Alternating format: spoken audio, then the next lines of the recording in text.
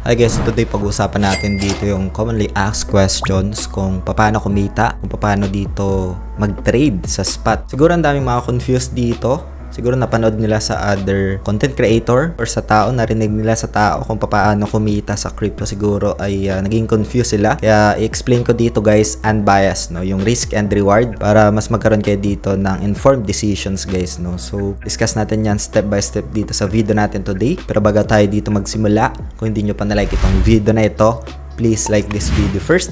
Subscribe yung YouTube channel natin, turn all the bell icon para ma-notify kayo dito sa mga updates natin na ginagawa sa ating YouTube channel guys, no? So, dito punta tayo, gamit natin itong app na ito. Kahit cellphone guys is pwede nyong i-access, no? So, as we can see sa one day, meron tayo ditong profits. Pero discuss ko dito guys yung pinaka-risk, no? Ito, meron pa ditong ongoing campaign sa baba. And itong application na ginagamit natin ay meron na rin siyang features na kung saan itong wallet ay pwedeng gamitin sa mga airdrops or sa mga giveaways guys, no? So, dito sa may wallet. And ito guys, sa mga nagtatanong how to trade sa spot market. Again guys, no, ang crypto is very volatile market and anything can go to zero guys, no. So that's the risk in crypto. Hindi siya guaranteed, no. So maybe meron kayo makikita na mga tao na nagsasabi na nag-multiply yung assets nila, nag 3x, 4x, pero wag kayong mag-expect guys, no. It's no guarantee in crypto space, no. So dito much better to learn, and meron ding tinatawag dito na invest only what you can afford to lose. Don't put all your eggs in one basket. Risk management is very important, as well as along the way if you do this education sa sarili mo, yung experience is malaking bagay din guys. And also guys, the timing sa market, no. So much better to have that idea sa sarili ninyo guys, no, because trading is all about self-mastery. So ngayon gamit natin itong application na ito. Meron pa ditong mga ongoing campaign, and kung wala pa kayong app na ito, lalay ko na lang sa description ng video na ito, and then puntahan nyo lang yung more. And meron pa nga ditong ongoing campaign, so select natin ito. Once na mapuntahan nyo ito, mapupunta kayo dito sa ganitong user interface, no. So pwede kayo dito mag-join now or mag-sign up, no. Select mo lang dito yung country mo, ayan.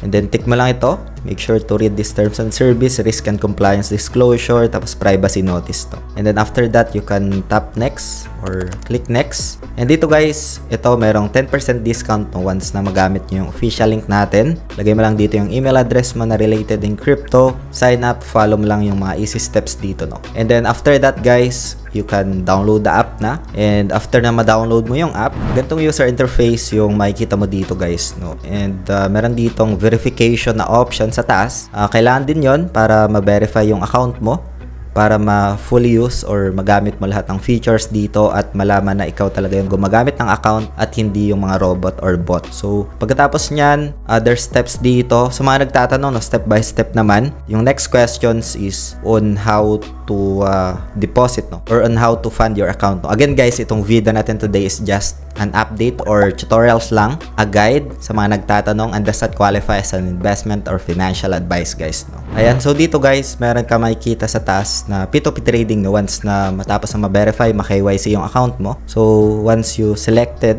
makikita mo dito guys yung other payment methods, no. So dito, ayan. And dito guys, you can just buy and sell. Like for example, kung gusto mo maglagay ng USDT, so sort mo lang dito, gamit mo GCash, ayan, apply mo lang, and lalabas yung mga merchant na available, no. Like for example, 500, ayan, enter. So dito lang para ma-sort. So ito yung available. Sa pagbenta naman guys, like for example, gusto mo na siya i-sell, or like for example, nagkaroon ka ng profits dito. So punta lang sa payment methods, papunta sa bank transfer, GoTime, GCash, like for example. And then lagay mo lang dito kung magkano yung USDT mo.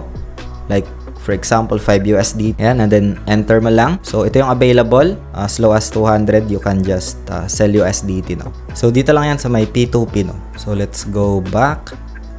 Ayan, dito sa may P2P trading. So like for example guys, nagkaroon ka na dito ng assets, no. So normally napupunta siya sa funding, dito sa may assets. Ayan, pwede mo siyang i-transfer, no. So select mo lang dito sa assets, tapos transfer mo lang. Like for example, nasa funding pa lang and wala pa sa trading. Ayan, so ito yung for example, USDT mo, no. So, tap mo lang itong max. It depends kung magkano yung ita-transfer mo from funding to trading. Like, for example, pwede kang mag-transfer 50 or 100. Ayan. and you can just confirm, no? So malilipat na yun sa trading. That's the time na pwede mong i-utilize yung trading, no? So let's go back. So dito guys, merong option dito sa baba. Ito, once na clinic mo yan 2 beses, lalabas na itong option na ito guys. So merong convert, merong spot, merong pre-market, merong trading bots, merong smart trading, no? Itong mga to guys, itong pababa na itong simula ng pre-market hanggang papunta dito sa options, ay para na ito sa mga experienced trader, no? Doon sa mga intermediate, yung may mga idea na talaga how crypto works, how trading works. Kasi this one is very complex features na guys, no? For advanced traders na ito.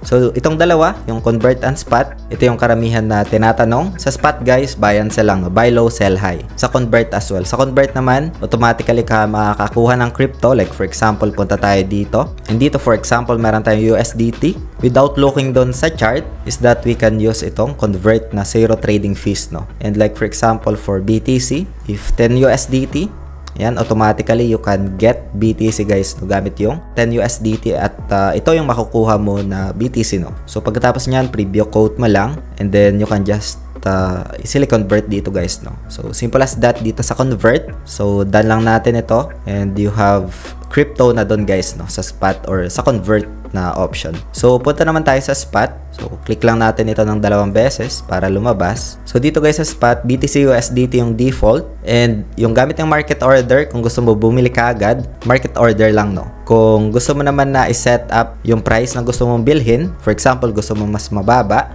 pwede ka dito guys sa limit order na ito. So like for example, dito meron ng mga chart dito lang sa taas, ayan. And dito guys, kung gusto mo na bumili ng mas mababa, like for example, ito, risky na ito guys para sa akin, itong 100k na USDT na ito. It's very risky na ito guys. So, meron tayong mga videos, tutorials, live streams pa. Nung yung price action niya is nasa 20k guys, no. But for the demand request ng mga nagtatanong dito, we just share some insights, ideas. I've been mentioning na itong presyo na ito is masyado ng mahal guys, masyado ng mataas, masyado ng risky. Kasi if ever na bumagsak to ng 50k, down ka kaagad ng negative 50 dito sa asset mo. So kung meron kang 100 USDT, 50 USDT na lang yung maiiwan sa'yo, no. So like, this is very volatile, very risky.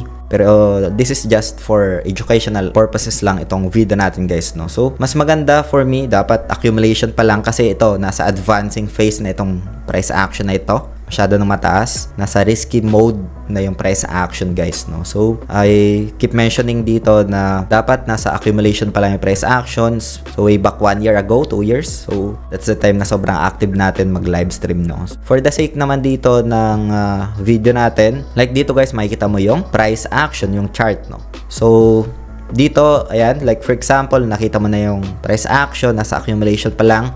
Sa limit order guys, idea ng limit order, you can just edit ito, no. So like for example, 89k, yan. Yan, pag bumalik ng 89k yung price action, that's the time na makakabili ka, no. And then dito sa amount, yan yung amount na gagamitin mo sa available balance guys, no. Pag sinagad mo to, 100% ng available balance mo yung magagamit, no? If like for example, 10%, ayan, 10% ng available balance mo yung magagamit dito and then you can just buy, confirm, gamit limit order guys, no. Hindi pa yon mabibili hanggat hindi pa bumabagsak ng 89k USDT, no. Ganon din sa sell guys, kung gusto mo ibenta ng like for example 125k USDT and then meron kang BTC, you can just sell naman dyan. And then gusto mo ibenta lahat, ayan, meron tayong BTC for example, so 100% lang and then sell BTC guys, no.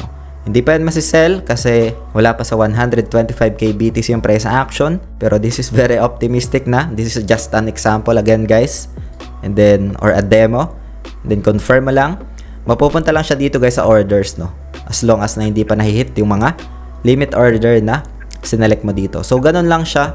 Ganun lang yung concept ng spot trading. You buy and sell. You buy low, you sell high guys, no. Yun. Hope you get some insights dito. Any questions, feedbacks, ay feel free to comment lang dito sa video natin today guys, no. Sa pag-withdraw lang naman, punta ka lang dito sa my home tab and then hanapin mo ulit dito yung P2P trading, no, ito. And then punta ka lang dito sa my sell tab And then like for example, payment methods, GCash, apply, amount for example, 5 USDT. Pwede mo naman siya ilipat guys na transfer mo dito. So enter mo lang, and then for example, ibebenta mo na siya into USDT to PHP gamit yung GCash. Ayan, pwede dito, you can transfer kung magkano yung available mo doon sa trading, papunta naman sa funding, no? Kasi yung nadidetect lang dito guys is yung sa funding, no?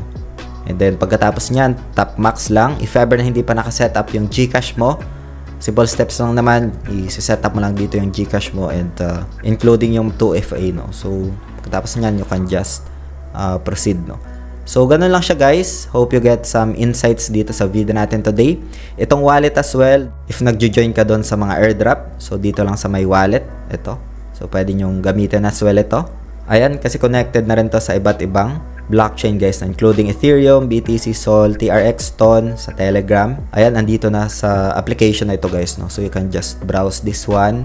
And kung gusto mo bumalik doon sa exchange, dito lang sa taas, exchange. Ayan, and ganun lang guys, no? Hope you get some insights dito, idea sa video natin today. And kung meron pa kayong mga feedbacks, questions, feel free to comment lang sa comment section ng video na ito, no? Maraming salamat ulit guys sa panunood. Other updates, videos, lalagay ko na lang dito sa screen. And see you sa video na yun guys. Maraming salamat ulit sa panunood. Ingat tayong lahat. Peace out. Bye for now.